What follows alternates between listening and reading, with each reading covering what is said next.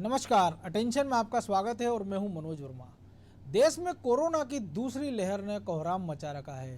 रोज कई मरीज कोरोना की वजह से दम तोड़ रहे हैं। ऐसे में सभी को वैक्सीन से उम्मीद है और केंद्र सरकार ने भी लोगों की उम्मीद के मुताबिक 18 साल से ऊपर वालों के लिए 1 मई से टीका लगाने की घोषणा कर दी। लेकिन कई राज्यों ने टीकाकरण टाल दिया है, जिसमें मध्य प्रदेश भी शामिल है। वैक्सीन की उपलब्धता न होने से ये टीकाकरण टाला गया है। हालांकि सरकार के मंत्री कह रहे हैं कि जल्द ही ये काम शुरू किया जाएगा। लेकिन वैक्सीनेशन टलने के बाद विपक्ष फिर से केंद्र और राज्य सरकार पर हमलावर हो गया है और कमलनाथ ने केंद्र सरकार की घोषणा को सिर्फ चुनावी जुमला बताया है।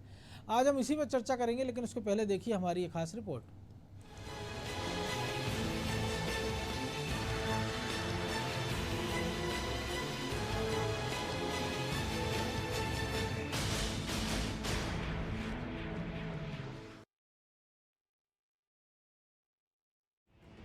प्रदेश में कोरोना संक्रमण के बीच अब टीके को लेकर तकरार तेज हो गई है। मध्य प्रदेश में 18 से लेकर 45 साल तक के लोगों को कोरोना वैक्सीन कब से लगेगी, इसे लेकर उलझन जारी है। इस संबंध में सीएम और उनके मंत्रियों को फैसला लेना है कि प्रदेश में वैक्सीनेशन पार्ट 3 का रोड मैप क्या होगा। चिकित्सा शिक्षा मंत्री विश्वास सारंग का कहना है कि मैन पावर और रिसोर्सेज तैयार हैं। वैक्सीन के डोज मिलते ही वैक्सीनेशन शुरू करेंगे। मध्य प्रदेश में हमने पूरी तैयारी कर ली है। हमारे जो सेशन हैं, जो स्थल हैं, वो चयनित हो चुके हैं। रिहर्सल, मॉक ड्रिल हो चुकी है। हमारे सभी मैन पावर, सभी ह्यूमन रिसोर्स तैयार हैं और हम जैसे ही हमें डोजेज मिलेंगे हम इसकी शुरुआत करेंगे। वैक्सीन के डोज उपलब्ध नहीं होने के कारण मध्य प्रदेश सरकार ने प्रदेश में 1 मई से वैक्सीनेशन को टाल दिया था, जबकि वैक्सीनेशन पार्ट 3 के पहले दिन टीका लगवाने के लिए प्रदेश में 77,000 लोगों ने रजिस्ट्रेशन करवाया था। वैक्सीन की उपलब्धता न होने से वैक्सीनेशन ड्राइव नहीं शुरू हुआ है। सरकार ने कोविशील्ड के 45 लाख और कोवैक्सीन के 10 लाख डोज के ऑर्डर दिए हैं, लेकिन अभी डिलीवरी नहीं हुई है। हालांकि शुक्रवार रात हैदराबाद से प्रदेश में 1.5 लाख कोवैक्सीन के डोज पहुंचे हैं। ऐसे में उम्मीद है कि सरकार वैक्सीनेशन शुरू कर सकती है। सूत्रों के अनुसार सरकार पहले आओ और पहले पाओ की तर्ज पर वैक्सीनेशन शुरू कर सकती है। प्रदेश में वैक्सीनेशन के लिए कोविन पोर्टल और आरोग्य सेतु पर 28 अप्रैल से रजिस्ट्रेशन शुरू हो गया है। 1 मई के लिए पहले से ही प्रदेश में 77,000 स्लॉट बुक थे, लेकिन वैक्सीन की उपलब्धता नहीं होने से ये स्लॉट अब वैलिड नहीं है। वैक्सीनेशन के लिए जिन लोगों ने रजिस्ट्रेशन करवा लिया है, वो फिर से रजिस्ट्रेशन नहीं कर सकते हैं। वैक्सीन की उपलब्धता के बाद उन्हें फिर से स्लॉट मिल जाएगा। ये लोग सिर्फ उपलब्ध सेंटर चुन सकते हैं। डेट और टाइम सेलेक्ट करके पहले आओ और पहले पाओ की तर्ज पर टीका लगवा सकते हैं। वहीं वैक्सीनेशन टल जाने को लेकर कांग्रेस ने सरकार पर तीखा हमला किया है। प्रदेश अध्यक्ष कमलनाथ ने ट्वीट करके लिखा कि 1 मई से 18 वर्ष से अधिक उम्र वाले लोगों को कोरोना वैक्सीन लगाने के तीसरे चरण की घोषणा जनता के साथ एक बड़ा धोखा और चुनावी जुमला है। 2.5 करोड़ से भी अधिक लोगों ने रजिस्ट्रेशन करवाए, लेकिन वैक्सीन के पते नहीं। कब आएगी, कब लगेगी, कुछ पता नहीं। कमलनाथ ने आगे लिखा है कि कई राज्यों ने वैक्सीन नहीं होने के कारण अपना टीकाकरण कार्यक्रम टाल दिया। मतदान के अंतिम चरण में युवाओं को लुभाने के लिए की गई ये झूठी घोषणा सिर्फ चुनावी जुमला और जनता के साथ एक बड़ा धोखा साबित हुई। उधर कमलनाथ के इस ट्वीट के जवाब में मंत्री विश्वास सारंग ने अकेले कमलनाथ ही नहीं बल्कि राहुल गांधी और दिग्विजय सिंह को भी कटघरे में खड़ा कर दिया। देखिए, दिग्विजय सिंह जी हो या कमलनाथ जी हो या राहुल गांधी हो या विपक्ष का कोई भी नेता, इस महामारी को लगभग 1 साल हो गया, 1 साल से ज्यादा हो गया। एक भी कंस्ट्रक्टिव, एक भी सकारात्मक यदि कोई सुझाव दिया हो तो आप बताइए। केवल मखौल उड़ाना, केवल मजाक उड़ाना, समाज में भय अफवाह फैलाना, समाज को कंफ्यूज करना, लॉकडाउन हो तो उसको विरोध करना और यदि कर्फ्यू हो तो उसका विरोध करना, वैक्सीन बन जाए तो उसका मखौल उड़ाना और वैक्सीनेशन प्रोग्राम में आड़े होकर टंगड़ी अड़ाकर लोगों को गुमराह करना कांग्रेस के नेताओं का केवल एक ही काम है। जब कोरोना शुरू हुआ था तो मध्य प्रदेश में कांग्रेस की सरकार थी, परंतु कांग्रेस की सरकार ने कुछ नहीं किया। शनिवार को कमलनाथ को प्रदेश कांग्रेस की कमान संभाले 3 साल हो गए हैं। उम्मीद की जा रही थी कि वो इस अवसर पर कोई ऐसी घोषणा या रोड मैप पेश करेंगे जिससे आम जनता को फायदा हो, लेकिन उन्होंने निराश ही किया। सरकार ने भी संकट की इस घड़ी में अपने ट्रूथ शूटर नरोत्तम मिश्रा को अधिकृत रूप से सरकार का प्रवक्ता बना दिया है। अब 2 संकट मोचक कोरोना से निपटने की रणनीति भी बनाएंगे और विपक्षी हमलों की धार भी भौंतरी करेंगे। ब्यूरो रिपोर्ट, अनादि टीवी।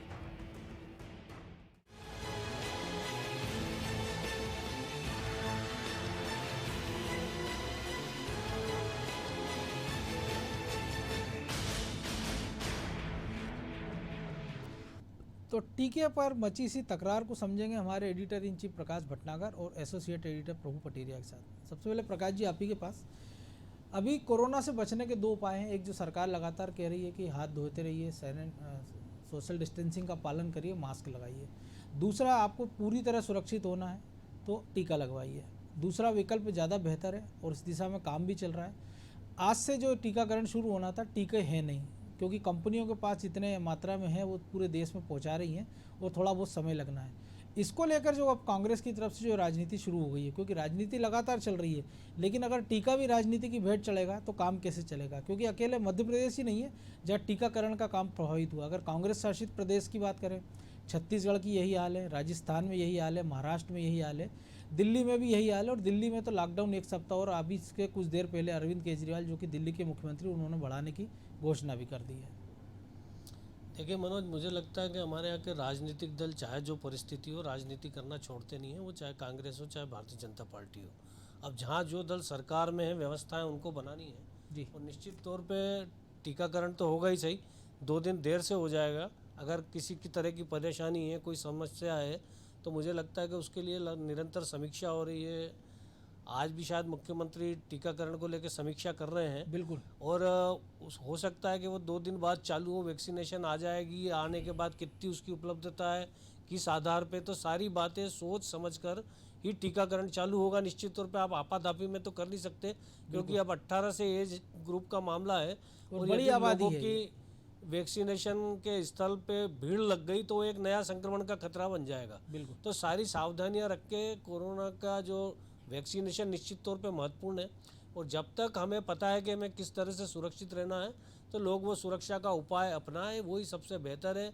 मास्क का इस्तेमाल करें, सैनिटाइजेशन करें, हाथ धोएं, जितना सावधान रह सकते हैं रहें, बेवजह घर से बाहर ना निकलें। सबसे बड़ी जो चीज़ों की ज़रूरत है वो ये है। अब उसके बाद वैक्सीनेशन के लिए जैसी सरकार व्यवस्था करती है, उस हिसाब से लोगों को शांतिपूर्वक वैक्सीनेशन यदि वो करा लेते हैं तो बहुत ही अच्छा है, क्योंकि सावधानी बहुत ज़रूरी है, वैक्सीनेशन के लिए भी ज़रूरी है। बिल्कुल। तो मुझे लगता है कि अब ये कांग्रेस क्या बयानबाजी कर रही है, कमलनाथ क्या कह रहे हैं, ये कोई बहुत ज़्यादा गौर करने लायक बात नहीं है।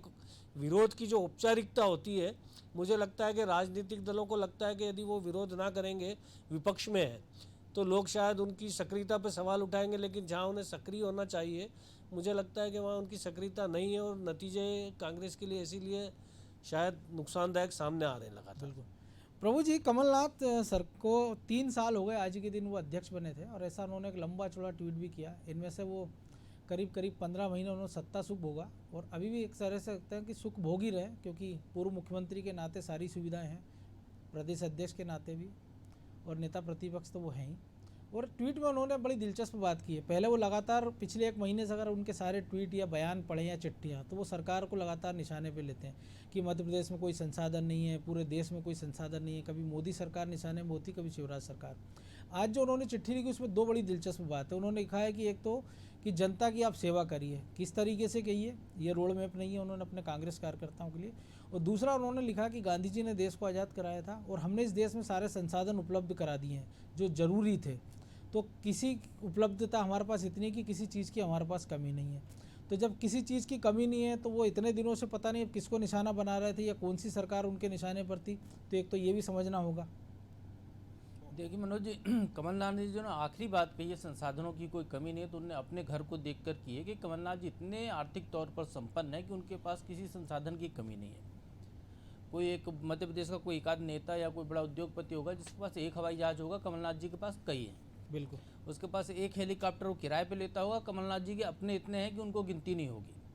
तो इस तरीके का जो व्यक्ति है तो वो अपने हिसाब से तुलना करेगा, जो जैसा होता है उसके हिसाब से तुलना करेगा। हमने बचपन में एक कहानी पढ़ी थी कि एक बड़े आदमी की, बहुत धनिक की बिटिया जो है, उसको कहा कि किसी गरीबी पे निबंध लिखो, तो उसने निबंध लिखा था गरीबी पे कि मेरे घर में मेरा नौकर है, वो टाई पहनता है, सूट पहनता है, मेरे पापा उसको इतनी तनख्वाह देते हैं लेकिन फिर भी वो गरीब है। तो इस टाइप का वो जो गरीबी की जो परिभाषा है वो अपनी अपनी परिभाषा है लोगों की, और उसी तरीके की कमलनाथ जी की ये परिभाषा होगी। लेकिन मैं यदि जो आप कह रहे हैं 3 साल में कमलनाथ की उपलब्धि, तो कमलनाथ जी ने 3 साल में अब जो बात सवाल उठाया टीकों को लेकर, तो पहली बार कमलनाथ ने कोई पते की बात की है। बिल्कुल। विपक्ष होने के नाते उनका बिल्कुल दायित्व है कि सही मौके पर सही बात को उठाएं, और अब ये मौका बिल्कुल सही था, उन्होंने सही बात उठाई है। टीकाकरण चाहे मध्य प्रदेश सरकार हो, चाहे गोवा सरकार हो, छत्तीसगढ़ सरकार पूरे हो देश या की कोई भी राजस्थान सरकार, सरकार हो, बिल्कुल। किसी भी सरकार, राज्य सरकार का विषय नहीं है टीकाकरण। बिल्कुल। टीकाकरण केंद्र ने अपने हाथ में रखा है। टीके के दाम केंद्र ने तय किए थे, टीकाकरण कैसे कैसे होगा ये पूरा रोड मैप केंद्र ने बनाया है। किस एज वालों किस को एज ग्रुप लगेंगे, को कब लगेगा, सब लगेंगे। कुछ उनका बनाया हुआ। वो पोर्टल जिसमें रजिस्ट्रेशन हो रहा है वो भी केंद्र सरकार का, और ये मोदी सरकार की असफलता है। जी। प्रधानमंत्री के तौर पर उनकी असफलता है कि उन्होंने पूरी दुनिया में टीके बांटे। अमेरिका दुनिया की महाशक्ति है, इतना धनवान देश है, शक्ति संपन्न देश है, इंग्लैंड संसाधन से परिपूर्ण है, चीन जहां वायरस आया सबसे पहले वो, चाहे रूस, किसी भी देश ने पहले अपने लोगों को टीका लगाया फिर दुनिया को बांटा। एक हम है जिनने अपने लोगों को टीका नहीं लगाया, हमने दुनिया को पहले टीका बांटा क्योंकि हमारी वाहवाही हो, हमारा नाम ऊंचा हो। तो ये जो गलत प्रवृत्ति है, आपको अपनों की फिक्र नहीं है, आप अपनों की लाशों पर दूसरों से जो है तारीफें ले रहे हो, तो ये मोदी का बहुत गलत, मोदी सरकार का एक गलत निर्णय था जिसका परिणाम आज देश के सामने खड़ा हुआ है। मध्य प्रदेश ने 45 लाख कोविशील्ड का ऑर्डर दिया, वैक्सीन नहीं मिल रही है। 10 लाख कोवैक्सीन का ऑर्डर दिया, वैक्सीन नहीं मिल रही है। छत्तीसगढ़ में उनको अंत्योदय के तहत वैक्सीनेशन शुरू करना पड़ रहा है क्योंकि वैक्सीन नहीं है। टीकाकरण केंद्र की तैयारी हो चुकी है मध्य प्रदेश में, अमले को ट्रेनिंग दे दी गई है, ड्राई रन भी हो सेंटर गया। बनेंगे, सब तय है, लेकिन वैक्सीन नहीं है आपके पास। लगाओगे क्या? हवा के इंजेक्शन लगाएगी सरकार? बिल्कुल। ये उनको, मोदी सरकार को सोचना चाहिए था कि जब उन्होंने 18 साल से उम्र का कार्यक्रम दिया तो उसके पहले इतनी वैक्सीन होनी चाहिए थी। और सबसे बड़ी बात है कि जिन कंपनियों को आप इतनी आर्थिक मदद दे रहे हैं वैक्सीन बनाने के लिए, जिनकी आप ब्रांडिंग कर रहे हैं दुनिया भर में, वो कंपनियां पहला डोज तो आपको 150 रुपये में दे रही हैं और उसके बाद के डोज की कीमत बढ़ा रही हैं राज्यों से। तो वो कंपनियां भारत के लिए काम कर रही हैं, भारत सरकार के पैसे से काम कर रही हैं, या किसी और विदेशी एजेंसी के मार्फत काम कर रही है जो लूटने के लिए आई हुई हैं। तो ये तो ईस्ट इंडिया कंपनी की तरह का काम मामला हो गया पूरा का पूरा। सुप्रीम कोर्ट ने भी तो टिप्पणी की। ये जो है, इस स्थिति में जो भटनागर जी कह रहे हैं, बिल्कुल ये है कि आज की तारीख में देश को यदि सही ढंग से चलाना है तो अदालतों को देश को सौंप देना चाहिए। कोर्ट तय कर रहा है कि आप ऑक्सीजन दीजिए, कोर्ट तय कर रहा है कि आप इलाज दीजिए, कोर्ट को तय करना पड़ रहा है कि आप वैक्सीन लगाइए। सरकार क्या कर रही है जिसकी जिम्मेदारी? सरकार हम चुनते किसके लिए है? हमारा सरकार ये लोकतंत्र कर की रही है परिभाषा ना है। कि हाईकोर्ट जब सवाल उठाता है तो सरकार कहती है कि हम आपको 100 बेड दे रहे हैं एक 5 स्टार होटल में, सरकार वो कर रही है। सरकार ये कह रही है कि हलफनामा दे रही है कि हम हमको बता रहे हैं कि हम कैसे कैसे व्यवस्था कर रहे हैं। तो सरकारें, वो जो कागज पत्थर चल रहा है उसी पे सरकारें चल रही हैं, जमीन पे कुछ नहीं हो रहा है ना। जी, तो कोर्ट को ये अधिकार है, कोर्ट को ये तय करना चाहिए मनोज जी। लोकतंत्र जनता की, जनता के द्वारा, जनता के लिए सरकार है। बिल्कुल। जनता अपने लिए अपने सेवकों को चुनती है। यदि ये सेवक असफल हो गए हैं, जब कोर्ट को ही हर मामले में इंटरवीन करना पड़ रहा है, तो कोर्ट इस सरकार को ही हटा दे, पूरा प्रशासन अपने हाथ में ले ले या कोई नियामक बैठा दे। क्योंकि जो स्थिति बन गई है देश में, आप ये देखिए कि सबसे ज़्यादा युवाओं पे अटैक कर रहा है ये वायरस। बिल्कुल। युवाओं की वैक्सीन लगाने की बारी आई तो वैक्सीन का टोटा पड़ गया। कंपनियां आंखें दिखा रही हैं, रेट बढ़ा रही हैं, आपको रूस से वैक्सीन मंगानी पड़ रही है आखिरी दौर पर। ये जो अव्यवस्था है, इस अव्यवस्था में को संभालने का जिम्मा जिनका था वो कुछ नहीं कर रहे हैं। या तो वो राज्यों को फ्री हैंड दे दें कि आप अपने हिसाब से टीकाकरण कर लीजिए, को अपना पोर्टल बना लीजिए, अपना रजिस्ट्रेशन कराइए, आप अपने ओपन स्टाफ मार्केट कर खरीद दीजिए और जो बार्गेनिंग करे जी। वो टीका सस्ता जो जी। ले सकता वो ले ले। तो जिस ये एक तरीके उपाय से है। जिस तरीके से कोरोना आया था वो पीएम केयर फंड बना था, वैसे मध्य प्रदेश भी, छत्तीसगढ़ भी, सब राज्य अपना अपना फंड बनाए, जनता को वैक्सीन लगवानी या तो खुद पैसे दे सेंटर पे जाके या सरकार को पैसे दे और वैक्सीन मंगाए दुनिया में जहां से मंगा सकते हैं। स्वतंत्रता देनी चाहिए। तो ये बिल्कुल बिल्कुल जायज है कांग्रेस का स्टैंड, इसमें तो बिल्कुल कांग्रेस को भी उठाना चाहिए, बाकी दलों को भी उठाना चाहिए और बीजेपी के अंदर से भी आवाज उठनी चाहिए, बिल्कुल। क्योंकि इसका नुकसान युवा पीढ़ी को हो रहा है, इसका नुकसान राज्य सरकारों को हो रहा है, इसका नुकसान पूरा तंत्र को हो रहा है। भटनागर जी, आवाज़ तो उठाना चाहिए सारी सरकारों को, लेकिन केवल एक ट्वीट के माध्यम से हो पाएगा। और दूसरी एक और बात है जो प्रभु जी ने कहा कि निश्चित तौर पर एक बड़ी बात है कि केंद्र सरकार का इस मामले में फेल्यूर है, लेकिन बाकी के राज्य भी आगे नहीं आ रहे हैं। क्योंकि अगर हम कह दें चलिए बीजेपी शासित राज्य नहीं कह पा रहे हैं, अगर मोदी से किसी कारण से या गृह मंत्री से बात नहीं कर पा रहे, बाकी राज्य भी इस दिशा में कोई पहल नहीं कर रहे हैं, वो भी वेट एंड वॉच की स्थिति में, क्योंकि उनको भी पता है कि पैसे देकर वैक्सीन लेना है, थोड़ा समय लगेगा, तो जितना समय आगे टालते जाए उतना अच्छा है। देखिए, मुझे लगता है कि जो विपक्ष के राज्य हैं, जिस तरह से प्रभु कह रहे हैं कि यदि केंद्र सरकार की विफलता जो सामने दिख रही है, तो जो भारतीय जनता पार्टी के राज्य तो निश्चित तौर पे इसलिए पार्टी की मर्यादा के कारण बोलेंगे नहीं। हमारी राजनीति में हम जनता को बाद में स्थान देंगे, पहले अपनी पार्टी की तरफ ध्यान देंगे। तो मुझे लगता है कि वो आप बोलोगे नहीं। लेकिन छत्तीसगढ़ के, पंजाब के या राजस्थान के मुख्यमंत्री को तो कोई रोक नहीं सकता। कई सारे राज्यों में विपक्ष के मुख्यमंत्री हैं, उन्हें पूरी मुखरता के साथ केंद्र सरकार की उधेड़ना चाहिए और ये बताना चाहिए कि ये केंद्र सरकार का फेल्यूर है, राज्यों का नहीं है। बिल्कुल। क्योंकि हर राज्य को जब वैक्सीनेशन होगा, वैक्सीन मिलेगी, उसके बाद ही वैक्सीनेशन का प्लान, वहाँ का क्रियान्वयन इसका राज्य सरकार करेगा, लेकिन वैक्सीन तो आपको उपलब्ध करानी है। अब मध्य प्रदेश सरकार को अपने हिस्से की जो खरीदनी है उसके लिए पैसा एडवांस में दे चुकी है, लेकिन उसके बावजूद उसको वैक्सीन नहीं मिल रही है। केंद्र के हिस्से की जो वैक्सीन आनी है वो उसको नहीं मिल रही है। तो ये बाकी राज्यों में भी यही सब हो रहा होगा। तो निश्चित तौर पे केंद्र सरकार, जिस तरह से अभी प्रभु ने कहा है, तो वो बिल्कुल सही बात है कि हम जो है वो दुनिया की भलाई करने निकलेंगे और खुद के अपनी जो है वो कर ली। तो मुझे लगता है कि हमारी जो मानसिकता है कि विश्व का नेता बनना, हम हिंदुस्तान का नेता बनने से ज़्यादा चिंता करते हैं, ये नेहरू जी के ज़माने से परंपरा चली आ रही है गांधी से बड़ा बनना है। और धोखा खाते हैं हम बाहर से। चाहे नेहरू जी ने चीन से खाया हो, अटल जी पाकिस्तान विरोध पे पूरी राजनीति की, विदेश मंत्री बने तो पाकिस्तान से संबंध सुधारने चले, प्रधानमंत्री बने तो पाकिस्तान से संबंध सुधारने चले। यही नरेंद्र मोदी जी ने भी किया। अडवाणी ये कदम और आगे का जिन्ना की मजार पे चले गए। तो मुझे लगता है कि जिस तरह की जो हमारी ये मानसिकता का दोष है कि हमारी जो मानसिकता, उस मानसिकता के शिकार नरेंद्र मोदी भी है। तो उनसे दृढ़ता की उम्मीद की जा सकती थी, लेकिन जो उनने पिछली बार में जो दिखाया था कि नवाज शरीफ को की माँ को जो है मतलब जन्मदिन की बधाई देने चले गए थे, तो ये जो हासिल करना चाहते हैं नेता, तो पहले मुझे लगता है कि अपने देश की जनता का भरोसा जीतना ज़्यादा बड़ी बात है, दुनिया का भरोसा तो बाद की बात है। तो ये जो बार बार नेता हम कह सकते हैं कि कहते हैं कि देश को बहुत आगे ले जाना, तो देश तो वही है, ये बहुत आगे निकल जाते हैं, कभी पाकिस्तान में घुस जाते हैं, कभी बांग्लादेश में घुस जाते हैं, देश वहीं का वहीं रहता है। निश्चित तौर पे मनोज, मुझे लगता है कि नेताओं को लगता है, शायद नरेंद्र मोदी को लगता है कि कई सारे राज्य उनको, वो जो देश है वो उनको पुरस्कृत कर रहे हैं, या क्या पता उनके दिमाग में ये हो कि नोबेल पुरस्कार भी उन्हें मिल जाए। इस तरह की जो चीज़ें चलती है वो उन्हें नेता बनाएगी। किसी नेता को नोबेल पुरस्कार मिल जाए, बिल्कुल, उससे हिंदुस्तान की जनता खुश नहीं होगी। हिंदुस्तान की जनता यहाँ की व्यवस्थाओं से खुश होगी, जिसमें ढेर सारी कमियां हैं। कई सारे अच्छे काम नरेंद्र मोदी ने किए हैं, इसमें कोई शक नहीं है, लेकिन उसके बावजूद इस समय जो चुनौती है उससे लड़ने में उनकी पूरी सक्षमता जो सामने दिखना चाहिए थी वो फेल है। वो जिस कैलिबर के वो खुद नेता खुद को बताते हैं। प्रभु जी, अब इसका दूसरा पहलू ये भी है कि टीकाकरण एक बहुत ज़रूरी है, टीके की कमी अपनी जगह, लेकिन जिस प्रकार से टीकाकरण ने रफ्तार पकड़ी, तो हमने जब टीका उत्सव मनाया तो उन 5 दिनों में सबसे कम टीके लगे। जो फ्रंट लाइन कोरोना वॉरियर्स थे तो उन्होंने सेकंड डोज, हम उसमें देख रहे हैं कि 30% नहीं लगवाई, 70% ने लगवाई नहीं, जिनमें एक लंबा समय हो गया। तो ये ज़रूरी नहीं था कि एक सख्ती उसमें बरती जाती या लोगों को अवेयर किया जाता, क्योंकि अब जिस स्थिति में हम खड़े हैं कि जिस हिसाब से मौतों का आंकड़ा बढ़ रहा है, अब हम ये ज़रूर कह रहे हैं कि संक्रमण में हम 14वें स्थान पर हैं, तो हम कम नहीं हुए, हमसे जो ज़्यादा है वो हमसे थोड़ा आगे निकल गए। राजस्थान की बात करें, दिल्ली की बात करें, इसलिए हम 14वें नंबर पर आ गए।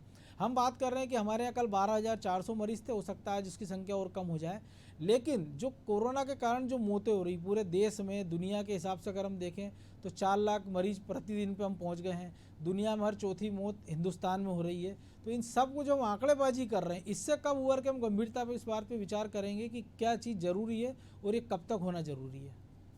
बिल्कुल मनोज जी, आंकड़ों पे तो विश्वास किया नहीं जा सकता है। आंकड़े सरकार जारी करती है, अधिकारी बनाते हैं और वो आंकड़ों की बाजीगरी बहुत अच्छे से कर लेते हैं अधिकारी।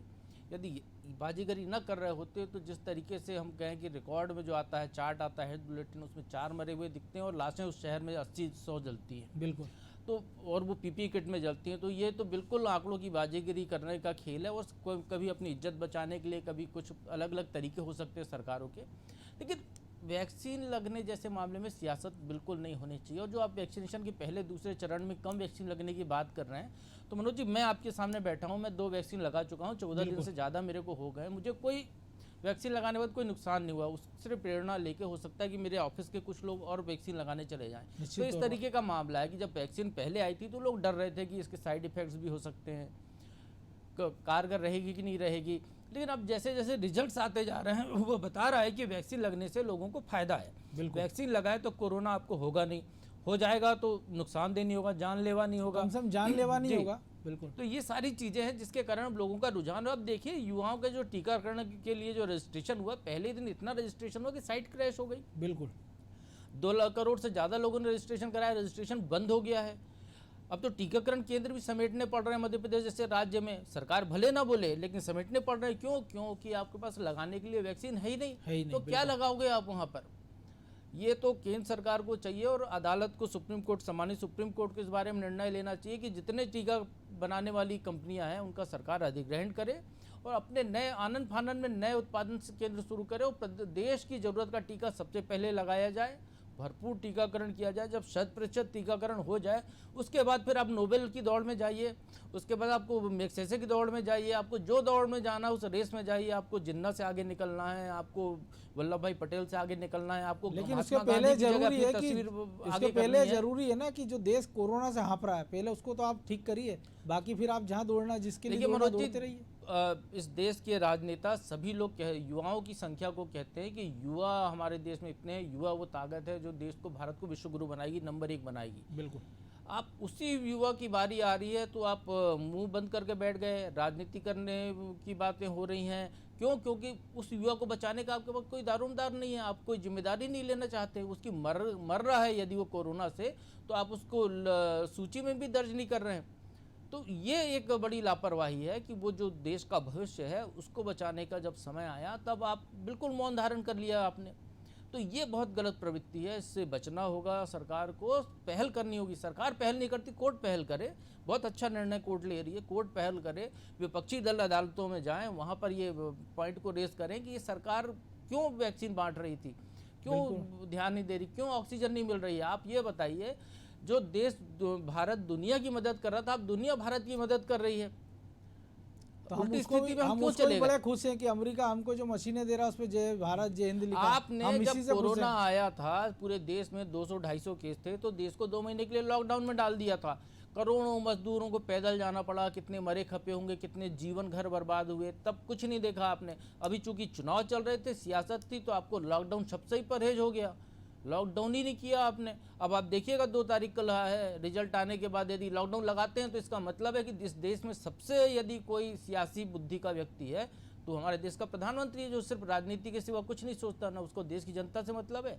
और अभी आप हम जितना भी कोस रहे हैं मनोज जी, जब लोकसभा के चुनाव आएंगे उसके पहले फिर पाकिस्तान में एक सर्जिकल स्ट्राइक हो जाएगी और तो उसके बाद पूरी देश की जनता फिर मोदी के पक्ष में खड़ी हो जाएगी। जो चुनाव का लेके जो माहौल, जनता को डिसीजन करना है प्रभु के, उसे किन चीजों पे पूरे 5 साल के कार्यकाल पे गौर करके जो अभी बिल्कुल। और तो हम जो बात कर रहे हैं सोचना पड़ेगा कि जो चुनाव की आपने जिक्र किया, तो ये एक उपाय हो सकता है कि कोई अगर समझदार मुख्यमंत्री हो जिसको देश की जनता, प्रदेश की जनता से लगाव हो, तो वो अपना इस्तीफा दे के चुनाव के लिए चला जाए, ताकि कम से कम उसके यहाँ कुछ भला हो जाए कि चलिए इस राज्य में सबसे ज़्यादा वैक्सीन दे दें, इसमें हमको चुनाव में जाना पड़ेगा। और हो सकता है कि कोरोना थोड़ा ठहर जाए, सहम जाए, ठिठक जाए, जैसा हमने बाकी राज्यों में देखा चुनाव के पहले, और बाद में स्थितियाँ भी हम देख रहे हैं। नहीं मनोज जी, इस देश में राजनीति का पद, मुख्यमंत्री का पद ऐसा है कि कोई पार्षद भी बन जाए या वार्ड का पंच भी बन जाता है तो वो भी इस्तीफा नहीं देता है।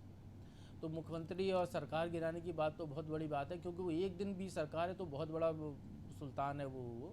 तो वो तो कोई भी आखिरी वक्त तक टिके रहना चाहता है। आप ये देखिए ना, चुनाव हारने के बाद भी जब तक नया मुख्यमंत्री पदभार संभालने नहीं आता, उस क्षण तक लोग मुख्यमंत्री बने रहना चाहते हैं। बिल्कुल। तो ये इस तरीके की एक प्रवृत्ति है, शायद इन पदों का कुछ ऐसा मोह है कि जिस वजह से ये चल रहा है। लेकिन यहाँ एक बात मैं और कहना चाहूँगा, जो भटनागर जी ने भी थोड़ी देर पहले कहा था, जो जी। समस्या को लेकर बात की थी, मैं उसी बात को दूसरे ढंग से कहना चाहूँगा। यदि हमने कुआं खोदा है, वो पानी नहीं दे रहा या सूख चुका है, पानी देना बंद कर दिया है उस कुएं ने, तो या तो हमको उसको गहरा करना पड़ेगा, बिल्कुल।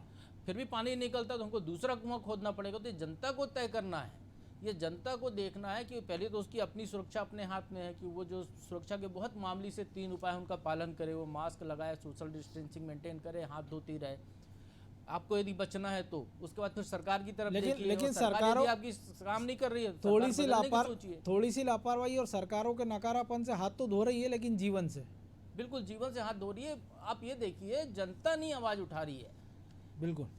समस्या जिसको, जो पीड़ित वर्ग है वो सड़क पर नहीं आता। हमारे देश में हर क्रांति के लिए एक लीडर की जरूरत है, और एक ये रिकॉर्डेड है कि क्रांति हमारे देश में 25-30 साल में एक बार होती है। वो भी वैसी नहीं जी, होती जैसी होती जैसे है। होनी चाहिए। पेट्रोल डीजल के जी, दाम 100 रुपए हो जयप्रकाश जाते नारायण हैं। को यदि आप देख लीजिए तो उसके बाद एक क्रांति दूत विनोबा भावे हुए थे, नई क्रांति की तो उसके लिए 20-25 साल लगे। यदि जयप्रकाश नारायण ने क्रांति की थी तो उसके पहले महात्मा गांधी ने 1942 में की थी।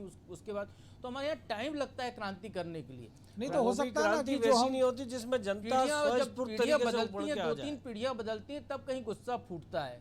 और वो पीढ़ी परिवर्तन यदि कोरोना के दम पर जल्दी होने वाला है, ऐसे ही जैसे हो रहा है, तो हो सकता है जल्दी क्रांति हो जाए। और यदि हमको शांतिपूर्वक क्रांति करनी है तो कोरोना से आप खुद बचिए, अपने आप को तैयार रखिए, अपनी नई नस्लों को ऐसा तैयार कीजिए कि अगली बार वो वोट देने जाए तो सोच समझकर वोट दे, और इतना हक मांगे कि यदि वो नेता ऐसी कोई गलती करते हैं ऐसे आपदा काल में, तो उनको हटाने की भी व्यवस्था हमारे संविधान में होनी चाहिए। बिल्कुल एक बड़ा सुझाव उम्मीद की जाना चाहिए, शायद चुनाव आयोग तो कम से कम इस पर एक निर्णय ले, या सुप्रीम कोर्ट। बहरहाल समय और इजाज़त नहीं दे रहा, इसलिए आप दोनों का बहुत बहुत धन्यवाद। तो निश्चित तौर पर टीके को लेकर जिस वर्ग को सबसे ज़्यादा ज़रूरत है, जैसा हमारे दोनों वरिष्ठ सहयोगी ने कहा, युवाओं को, तो उन युवाओं के जब बारी आई है तो उनको अभी और इंतज़ार करने के लिए मौका बढ़ रहा है। और हो सकता है कि ये इंतज़ार कुछ लंबा भी खिंच सकता है, हफ्ते महीने का भी हो सकता है, 2-4 महीने का भी हो सकता है, क्योंकि जिस तादाद में युवाओं की संख्या है, प्रदेश की बात करें, शहर की बात करें, देश की बात करें, तो जब 2-2 टीके लगना, और जो पहले से जिन लोगों को टीका लग रहा था, जिनको एक टीका लग गया, चाहे वो 45 से 60 साल वाला एज हो या 60 से ऊपर वाले जो लोग हों, तो कह सकते हैं 135 करोड़ के इस देश में अगर हम 100 करोड़ लोगों को भी टीका लगाने की अगर ज़रूरत है, तो 200 करोड़ हमको डोज चाहिएंगे। और इस टीकाकरण को जो WHO और तमाम सारे जो विशेषज्ञ वो यही कह रहे हैं कि आप जब 90 लाख टीका प्रतिदिन लगाने की क्षमता हासिल करेंगे, तब शायद 1 साल के अंदर अंदर आप इस कोरोना वायरस से निपटने के लिए एक बड़ी आबादी में हर्ड इम्यूनिटी तैयार कर पाएंगे। और जिस प्रकार से टीकाकरण जिस रफ्तार से चल रहा है, पूरे देश के जो आंकड़े हैं वो फिलहाल तो निराशाजनक है, लेकिन एक अंधेरे के बाद एक उजली किरण जरूर आती है। और हम भी इसी उम्मीद में हैं कि शायद वो अच्छे दिन जल्दी आ जाएँ युवाओं के लिए, बाकी लोगों के लिए, कि हर एक आदमी तक जल्दी से जल्दी उसको टीका मिले। जब तक हमारा यही संदेश है कि आप सुरक्षित रहिए, ज़रूरत ना हो तो घरों में रहिए, घर से बाहर ना निकलिए, सोशल डिस्टेंसिंग का पालन करिए, मास्क लगाइए, हाथ धोते रहिए। एक बार फिर हम यही इस बात को दोहराएंगे कि सरकार के लिए आप एक आंकड़ा हैं, लेकिन अपने परिवार के लिए आप पूरी दुनिया हैं। अटेंशन में आज इतना ही, मुझे दीजिए इजाज़त, और आप देखते रहिए अनादि टीवी। नमस्कार।